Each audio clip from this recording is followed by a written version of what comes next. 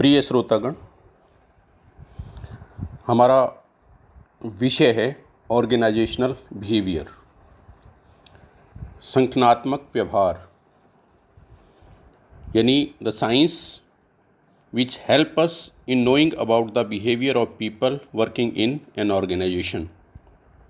किसी संगठन में काम करने वाले लोगों के व्यवहार को समझने में जो हमारी मदद करे, उस विज्ञान को हम कहते हैं संगठनात्मक व्यवहार। पिछले लेक्चर में हमने जाना meaning, definitions and characteristics of organisation behaviour. आज हम कुछ और महत्वपूर्ण जानकारियाँ इस विषय के बारे में प्राप्त करेंगे। फर्स्ट,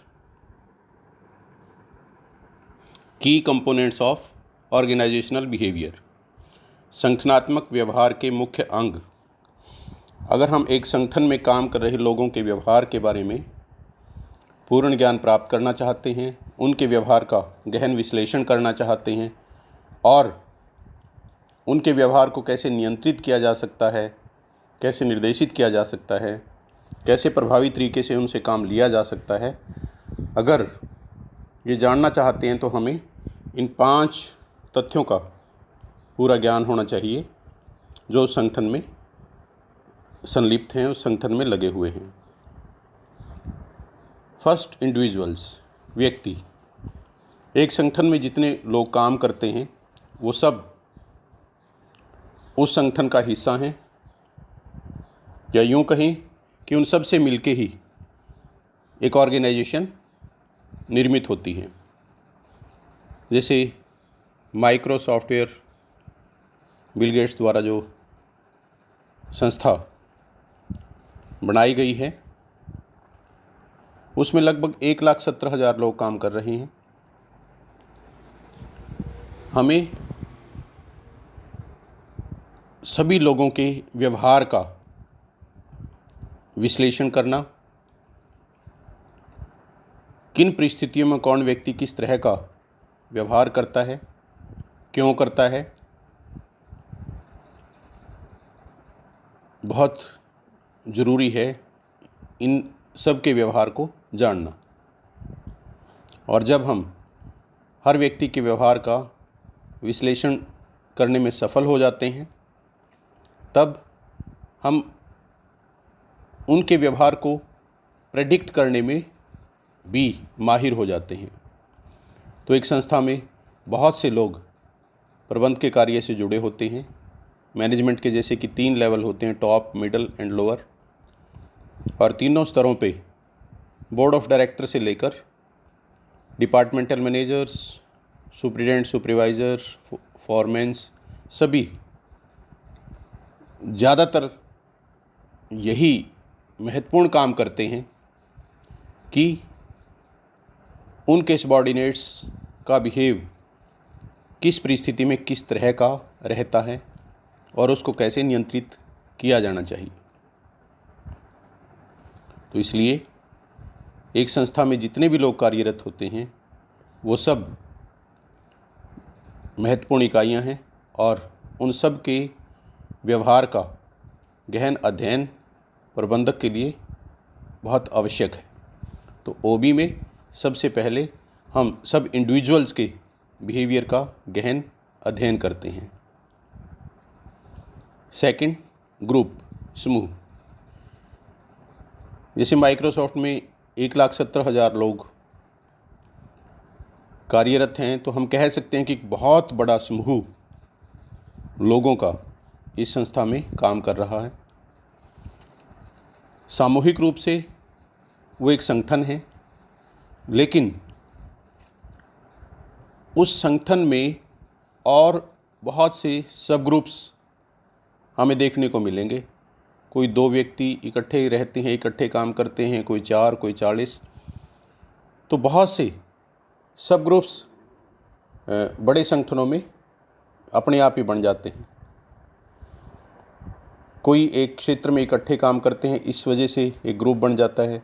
कहीं एक रीजन के रहने वाले होते हैं, कहीं जाति के आधार पे, कहीं धर्म के आधार पे, कहीं और कोई आधार, जहाँ भी कोई कॉमननेस लोगों के बीच आती है वहीं एक दूसरे से इंटीमेसी हो जाती है और लोगों के छोटे छोटे अनेक समूह बन जाते हैं।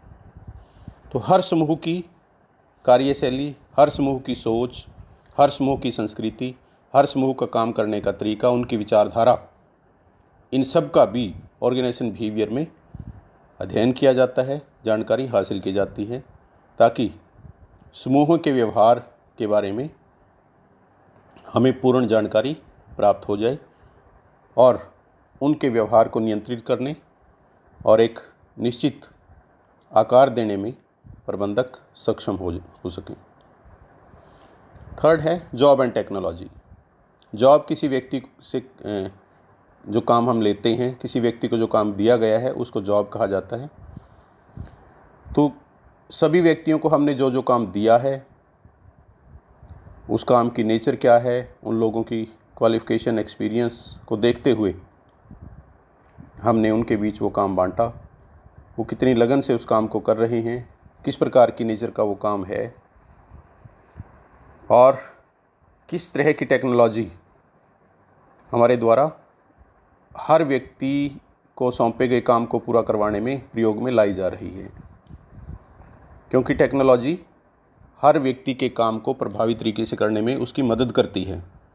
तो जितनी एडवांस टेक्नोलॉजी होगी उतना ही अच्छे से वो अपने कार्य को पूरा कर पाएगा। तो इसलिए किसी संस्था में लोगों का व्यवहार कैसा है, यह जानने के लिए सभी व्यक्तियों, समूहों के व्यवहार का अध्ययन करने के साथ साथ हम लोगों को सौंपे गए काम और उनके द्वारा प्रयोग की गई तकनीक का भी गहन अध्ययन करते हैं। देन ऑर्गेनाइजेशनल डिज़ाइन, किस प्रकार का संगठन का ढांचा तैयार किया गया है, प्रबंध के कितने स्तर हैं,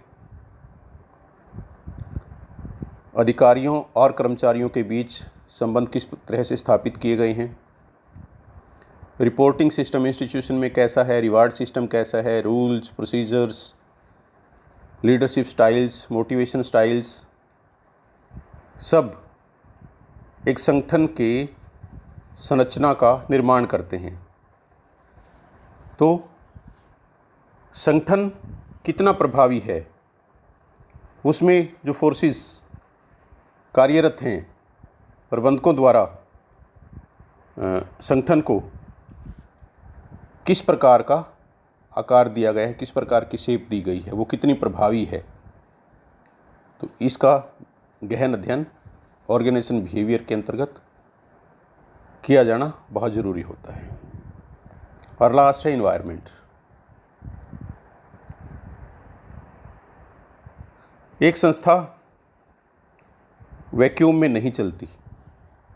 बहुत सी फोर्सेस होती हैं संस्था के अंदर और संस्था के बाहर जो हमेशा गतिशील रहती हैं, संस्था को प्रभावित करती हैं और बाहरी जो फैक्टर्स हैं, एक्सटर्नल इन्वायरमेंटल फैक्टर्स, जैसे पॉलिटिकल सिस्टम है, सोशल सिस्टम है, कस्टमर्स हैं या कंपटीटर्स, गवर्नमेंट पॉलिसी, तो इन सब को ध्यान में रखना हर संस्था के लिए बहुत ज़्यादा ज़रूरी होता है। तो इन सब शक्तियों के अनुरूप जैसे जैसे इनमें बदलाव आते हैं वैसे वैसे हर संगठन को, हर संस्था को अपने इंटरनल इन्वायरमेंट को इनके अनुरूप परिवर्तित करना होता है, बदलना होता है। तो कौन संस्था कितनी सशक्त है, कितनी मजबूत है, कितना बाहरी जो वातावरण है उसमें परिवर्तन के साथ साथ अपने आप को बदलने में सक्षम है, इसका अध्ययन भी हम ऑर्गेनाइजेशन बिहेवियर में करते हैं। और इस प्रकार से इन सभी घटकों को बहुत बारीकी से जानने के बाद ही हम यह अंदाज़ा लगा पाते हैं, यह अनुमान लगा पाते हैं कि किसी संस्था में जो लोगों का व्यवहार है वो कितना प्रभावी है और उसमें क्या बदलाव की ज़रूरत है और वो बदलाव किस तरह से किया जा सकता है। यानी उनको ट्रेनिंग दे करके या प्रबंध की नीतियों, योजना और निर्णयों में बदलाव करके। तो इस प्रकार से ऑर्गेनाइजेशन बिहेवियर जो हमारा विषय है, संगठनात्मक व्यवहार, ये इन सभी घटकों का गहन अध्ययन करने के बाद ही लोगों के व्यवहार के बारे में हमें ज्ञान हासिल करने में सक्षम बनाता है।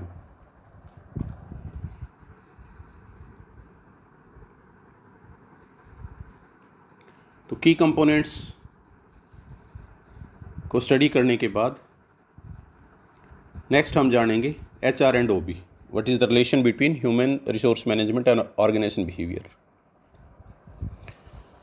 जैसा कि नाम से ही स्पष्ट है, ह्यूमन रिलेशंस, मानवीय संबंध,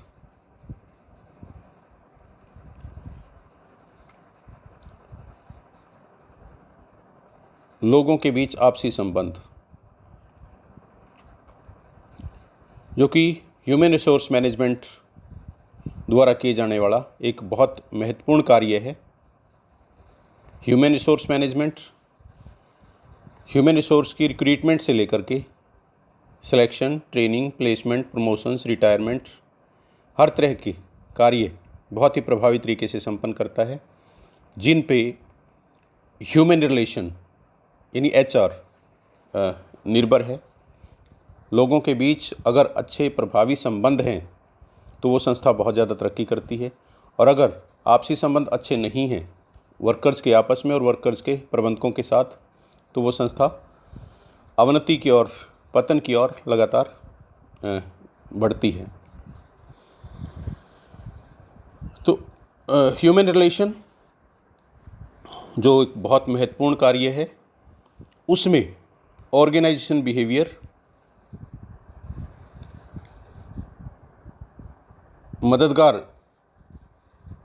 विज्ञान के रूप में HR की मदद करता है। दोनों के बीच के अगर संबंध को हम देखें तो हम पाते हैं कि ऑर्गेनाइजेशन बिहेवियर और ह्यूमन रिलेशन दोनों का संबंध ह्यूमन फैक्टर से है। एक संस्था में 5 महत्वपूर्ण फैक्टर ऑफ प्रोडक्शन होते हैं, man, money, machine, material, methods, जिनमें ह्यूमन फैक्टर सबसे ज़्यादा इम्पॉर्टेंट होता है। तो दोनों ही विषय, organisation behaviour and human relations, human factor से रिलेटेड हैं। ये दोनों में समानता है, लेकिन अगर इनके डिफरेंसेस की ओर ध्यान दें तो हम पाते हैं कि दोनों में जो मुख्य अंतर है वो है and point and starting points. कि जो ऑर्गेनाइजेशन बिहेवियर है वो स्टार्टिंग पॉइंट है, वहाँ से हम जानना शुरू करते हैं कि लोगों का व्यवहार कैसा है, कैसा होना चाहिए और वो किस तरह से होगा, अच्छा व्यवहार किस प्रकार से हो पाएगा, ये ज्ञान हमें मिलता है। और HR के द्वारा OB के द्वारा जो जानकारियाँ हासिल की गई हैं उनका फ़ायदा उठाते हुए लोगों के व्यवहार को प्रभावी बनाया जाता है, उनके संबंध आपसी बहुत अच्छे बनाने का लगातार प्रयास किया जाता है। तो इसलिए ऑर्गेनाइजेशन बिहेवियर लोगों के व्यवहार में बदलाव की शुरुआत करता है और HR उसके बाद अंतिम छोर है, अंतिम बिंदु है। सेकंड है साइंस एंड आर्ट। वो भी एक विज्ञान है, एक साइंस है, क्योंकि जैसा हम जानते हैं कि साइंस होने के लिए किसी विषय में दो विशेषताएं होनी चाहिए। First, systematic body of knowledge, second, cause and effect relationship. दोनों ही ऑर्गेनाइजेशन बिहेवियर में मौजूद हैं, क्योंकि organisation behaviour cause and effect relation दिखाता है। पहला कि अगर लोगों के बीच अच्छे संबंध होंगे, लोगों का व्यवहार अच्छा होगा, अनुशासित होंगे किसी संस्था में काम कर रहे व्यक्ति, तो वो संस्था अपने लक्ष्यों को बहुत प्रभावी तरीके से प्राप्त करेगी। प्रॉफिट मैक्सिमाइजेशन का जो उसका मेन लक्ष्य है और सोशल वेलफेयर, वो लक्ष्य उसका बहुत प्रभावी तरीके से प्राप्त किया जा सकेगा। तो कारण लोगों का व्यवहार है जो अच्छा है, और परिणाम संस्था द्वारा अपने लक्ष्यों की प्राप्ति प्रभावी तरीके से होना। और ये विषय एक सिस्टमेटिक बॉडी ऑफ नॉलेज के रूप में डेवलप करने का 1950 के बाद ही लगातार विद्वानों द्वारा प्रयास है, और आज हम औपचारिक रूप से इस ज्ञान को हासिल करते हैं। तो इस वजह से इसको हम साइंस कहते हैं। दूसरी ओर अगर HR की बात की जाए तो HR प्रबंधक के अंदर का वो गुण है, वो कला है जो लोगों के बीच आपसी अच्छे संबंध विकसित करने में एक प्रबंधक को कामयाब करता है। तो इस तरह से हम मुख्य रूप से ऑर्गेनाइजेशन बिहेवियर को विज्ञान और एचआर को कला का दर्जा देते हैं। Pathologist and doctor relation. Third, organisation behaviour एक लैब की तरह है। जैसे कोई मरीज़ डॉक्टर के पास जाता है तो डॉक्टर सलाह देता है कि आप टेस्ट करवा के आइए, और वो अल्ट्रासाउंड, एक्सरे, ब्लड टेस्ट, वो सारे टेस्ट लैब में जा कर के करवाता है और रिपोर्ट लेकर फिर डॉक्टर के पास जाता है, और फिर डॉक्टर बीमारी को डिटेक्ट करके बीमारी का पता लगा के उसका इलाज शुरू करता है। तो ऐसे जो प्रबंधक लोग हैं, जो मैनेजमेंट है, या जो एचआरएम ह्यूमन रिसोर्स मैनेजमेंट के लोग हैं, जो लोगों के आपसी संबंधों को अच्छा बनाने का लगातार प्रयास करते हैं, वो डॉक्टर के रूप में काम करते हैं, डॉक्टर की तरह। और ऑर्गेनाइजेशन बिहेवियर एक लैब की तरह काम करता है, जो एचआर के या मैनेजमेंट के लोगों को बताता है कि लोगों के व्यवहार में कहाँ क्या कमी है, कैसे उसको इम्प्रूव किया जा सकता है, और उस रिपोर्ट का, उस टेस्ट का, उस परीक्षण का लाभ उठाते हुए मैनेजमेंट या एचआर के लोग उसे प्रैक्टिकली इम्प्लीमेंट करते हैं और उसका ट्रीटमेंट करते हैं, जहाँ कमियाँ होती हैं उन्हें दूर करते हैं। तो इस प्रकार ओबी एक पैथोलॉजिस्ट की तरह है और एचआर एक डॉक्टर की तरह। इन दोनों के बीच पैथोलॉजिस्ट और डॉक्टर का रिलेशन हम बता सकते हैं। Fourth, scope. ऑर्गेनाइजेशन बिहेवियर का क्षेत्र बहुत सीमित है एचआर के कंपैरिजन में, क्योंकि इसका संबंध व्यक्तियों के समूह और संगठन से है। दूसरी ओर जो एचआर है उसका स्कोप बहुत ब्रॉड है, क्योंकि उसका संबंध संगठन और समाज दोनों से ही है। और लास्ट है कंस्ट्रक्टिव फॉर्म। ऑर्गेनाइजेशन बिहेवियर का जो सब्जेक्ट मैटर है वो लोगों के आपसी संबंध हैं, कि उनमें कमियां पता करना और उनको दूर करने के तरीके सुजेस्ट करना। और एचआर का जो सब्जेक्ट मैटर है, विषय वस्तु है, वो ओबी द्वारा दिए गए ज्ञान को, ओबी द्वारा दिए गई जानकारियों को, इन्फॉर्मेशंस को कंस्ट्रक्टिव रूप देना है, प्रैक्टिकल शेप देना है, उनको व्यवहार में लागू करना है प्रैक्टिकली। तो इस प्रकार जो दोनों का सब्जेक्ट मैटर है, दोनों का जो कार्य है, वो भिन्न है। तो इस प्रकार से हम कह सकते हैं कि ऑर्गेनाइजेशन बिहेवियर लोगों के व्यवहार का ज्ञान करवाता है मैनेजमेंट को, और एचआर उस ज्ञान को प्रैक्टिकली इम्प्लीमेंट करके लोगों के बीच अच्छे संबंध विकसित करने में लगातार कार्यरत रहता है। इसी प्रकार से मैनेजमेंट और ऑर्गेनाइजेशन बिहेवियर का संबंध अगर देखें तो हम मैनेजमेंट के अंतर्गत 5 कार्यों का अध्ययन करते रहे हैं: planning, organising, staffing, directing and controlling. इन 5 कार्यों के समूह को प्रबंध कहा जाता है, जो प्रबंधक द्वारा किए जाते हैं। दूसरी ओर ऑर्गेनाइजेशन बिहेवियर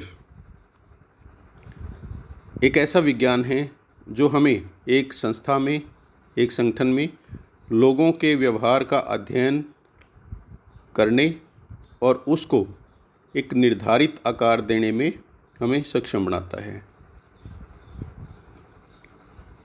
तो इस तरह से हम कह सकते हैं कि प्रबंध ओबी की मदद लेते हुए अपने 5 कार्यों का प्रभावी तरीके से संपन्न करता है।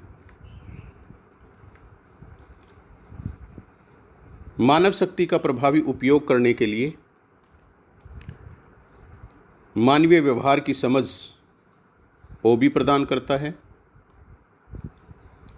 और प्रबंध प्रक्रिया को पूरा करने में मददगार सिद्ध होता है।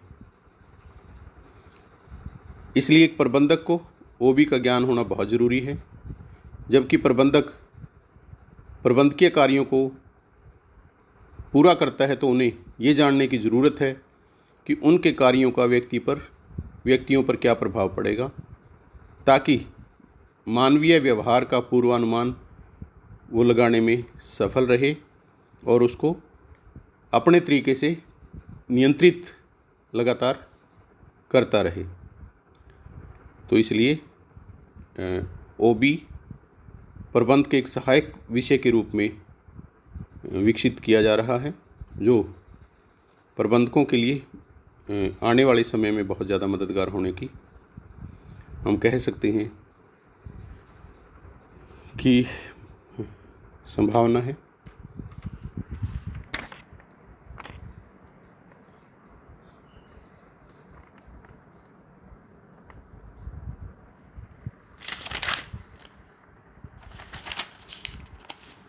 Disciplines contributing to organisation behaviour. OB में जो टॉपिक रखे हैं, personality, perception, attitude, learning, group and group dynamics, stress management, या और बहुत से टॉपिक वो कहाँ कहाँ से लिए हैं, कौन कौन से सब्जेक्ट, कौन कौन से विषय ओबी को सहयोग कर रहे हैं, किन किन विषयों से हमने ऑर्गेनाइजेशन बिहेवियर विषय के अंदर टॉपिक समायोजित किए हैं, तो ये इस चित्र द्वारा स्पष्ट किया गया है। Disciplines contributing to organisational behaviour, जिनमें ऊपर विषयों के नाम दिए हैं, उसके बाद कंट्रीब्यूशन किस किस विषय से कौन कौन से टॉपिक लिए गए हैं, यूनिट ऑफ एनालिसिस कि इन विषयों का क्या योगदान है, ये इंडिविजुअल्स की स्टडी के लिए हमारी मदद करते हैं या ग्रुप्स के लिए या ऑर्गेनाइजेशन के लिए। तो इस प्रकार इस चित्र की मदद से हम बहुत आसानी से समझ सकते हैं कि ऑर्गेनाइजेशन बिहेवियर के अंदर कौन कौन से महत्वपूर्ण विषय हैं जिनसे हमने टॉपिक लिए हैं। फर्स्ट साइकोलॉजी से बहुत से टॉपिक जैसे learning, motivation, personality, perception, training, leadership effectiveness, job satisfaction, individual decision making, performance appraisal, attitude measurement, employ selection and job design. तो इस तरह के बहुत से टॉपिक जो इंडिविजुअल्स की स्टडी करने में बहुत ज़्यादा इम्पॉर्टेंट हैं, बहुत महत्वपूर्ण हैं, ये सारे टॉपिक हमने साइकोलॉजी विषय से लिए हैं। दूसरे सोशलॉजी, समाजशास्त्र, जो समाज की सबसे छोटी इकाई परिवार और फिर परिवारों से आगे बड़ी इकाइयाँ बनती हैं, गांव और शहर बनते हैं, डिस्ट्रिक्ट, स्टेट, राष्ट्र, उन सब में लोगों के आपसी संबंधों का ज्ञान हमें करवाता है समाजशास्त्र। उससे हमने टॉपिक लिए हैं group dynamics, communication, power conflict and intergroup behaviour. ये विषय सभी हमें ग्रुप्स की स्टडी करने में बहुत कारगर सिद्ध होते हैं, बहुत मदद हमारी करते हैं। Social psychology, behavioural change, attitude change, communication, group process and group decision making, ये भी इंडिविजुअल के बारे में जब हम ज्ञान हासिल करते हैं, इंडिविजुअल्स की स्टडी करते हैं, ग्रुप्स की स्टडी करते हैं, तो इन टॉपिक से हम हेल्प लेते हैं। एंथ्रोपोलॉजी, मानव शास्त्र, comparative values and comparative attitude, जो ग्रुप्स की स्टडी में हमारी मदद करते हैं। और पॉलिटिकल साइंस, जिससे conflict, power and inter organisation politics, ये पॉलिटिकल साइंस से लिए गए विषय हैं जो ऑर्गेनाइजेशंस की स्टडी में हमारी बहुत मदद करते हैं। और इस तरह सोशलॉजी के बहुत से टॉपिक हैं जो ग्रुप्स और ऑर्गेनाइजेशंस दोनों में मददगार हैं।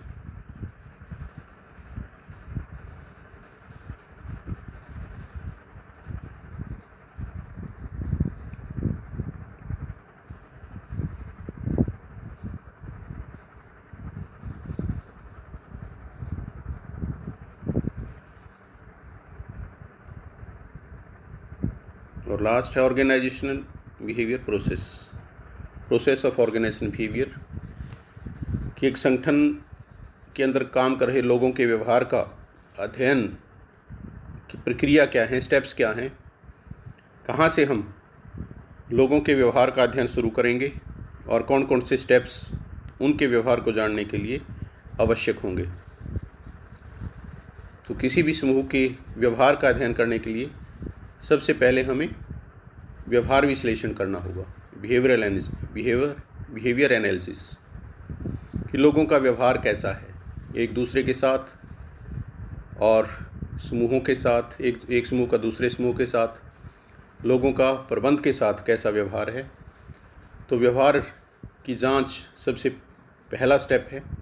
उसके बाद अंडरस्टैंडिंग ऑफ बिहेवियर, उनके व्यवहार को समझने का प्रयास किया जाएगा विश्लेषण के बाद, कि किसका व्यवहार कितना अच्छा है, किसके व्यवहार में कहाँ क्या कमी है। तो पूरी हर व्यक्ति के व्यवहार की और हर समूह के व्यवहार की समझ ओबी के अंतर्गत की जाएगी। थर्ड, प्रेडिक्शन ऑफ बिहेवियर, और लोगों के व्यवहार का विश्लेषण और समझ के बाद ये अनुमान लगाने की कोशिश की जाएगी कि अगर किसी प्रकार के कोई परिवर्तन होते हैं तो उस परिवर्तन की स्थिति में लोगों का व्यवहार कैसा होगा। यानी व्यवहार को प्रेडिक्ट करना, ये तीसरा स्टेप है ओबी में, जिससे कि प्रबंधक लोग पहले ही व्यवहार को प्रेडिक्ट करने और उसको नियंत्रित करने की स्थिति में आ सकें। उसके बाद कंट्रोल ऑन बिहेवियर, कि अगर किसी भी प्रकार के कोई परिवर्तन होते हैं, बदलाव होते हैं, या कोई ऐसी नीति और निर्णय प्रबंधकों द्वारा लिया जाता है जिसका कर्मचारी विरोध कर सकते हैं, तो उसका पहले ही अनुमान लगा के उसको नियंत्रित करने के लिए स्ट्रेटजीज तैयार कर ली जाती हैं। ये भी ओबी के अंतर्गत एक बहुत महत्वपूर्ण कार्य है। लोगों के व्यवहार को पहले से ही प्रेडिक्ट करके उसको नियंत्रित करने के संबंध में किया जाता है। उसके बाद है ऑर्गेनाइजेशनल इफेक्टिवनेस, संगठनात्मक प्रभावशीलता, कि संगठन के अंतर्गत कम से कम समय में हर कोई अपने काम को कैसे पूरा कर सकता है, टाइम को कैसे मिनिमाइज किया जा सकता है। अगर किसी संगठन में लोगों को दिया गया कार्य कम से कम समय में हर कोई पूरा कर लेता है तो उस संस्था के लक्ष्य को बहुत प्रभावी तरीके से वो संस्था प्राप्त करने में सफल रहती है। और इसको हम बोलते हैं ऑर्गेनाइजेशनल इफेक्टिवनेस। लोगों के आपसी संबंध अच्छे हों, हर किसी को योग्यता के अनुसार काम दिया गया हो, हर कोई अपने काम को बहुत खुशी और संतुष्टि के साथ कर रहा हो, और कम से कम समय में अधिक से अधिक काम करने का हर कोई प्रयास कर रहा हो। तो ओबी के अंतर्गत संगठन को प्रभावी बनाने का प्रयास, ये 5वां स्टेप है। और लास्ट है फीडबैक, प्रतिपुष्टि, कि कहीं संगठन में, संस्था में, लोगों के व्यवहार में अगर कहीं कोई कमी है तो उस कमी के बारे में ओबी का अध्ययन करने वाले जो विद्वान हैं, प्रबंधक हैं, उनको जानकारी दी जाती है। वो जानकारी प्राप्त करते हैं और उन कमियों को दोबारा से फिर इम्प्रूव करने के लिए कहाँ कमी है, किसकी वजह से कमी है, उनके व्यवहार को फिर एनालाइज किया जाता है, उसको फिर समझा जाता है, और इस प्रकार से ये प्रोसेस लगातार चलता रहता है। तो ये कुछ टॉपिक जो ऑर्गेनाइजेशन बिहेवियर के बहुत महत्वपूर्ण टॉपिक हैं, जो किसी संस्था और संगठन में लोगों के व्यवहार को समझने में बहुत मदद करते हैं प्रबंधकों की, इनका अध्ययन आज हमने किया। Thank you please, thanks a lot.